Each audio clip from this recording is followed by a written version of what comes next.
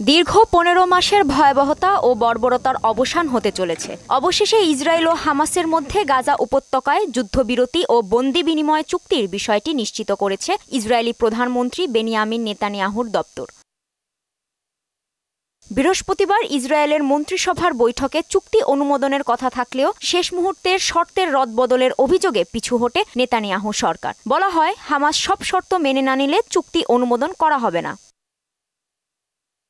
তবে শেষ পর্যন্ত সব জটিলতা কাটিয়ে চুক্তি সই করতে নিরাপত্তা বিষয়ক মন্ত্রিসভার বৈঠক ডেকেছেন নেতানিয়াহু। শুক্রবার এ বৈঠকে চুক্তি অনুমোদনের জন্য ভোট হবার কথা রয়েছে।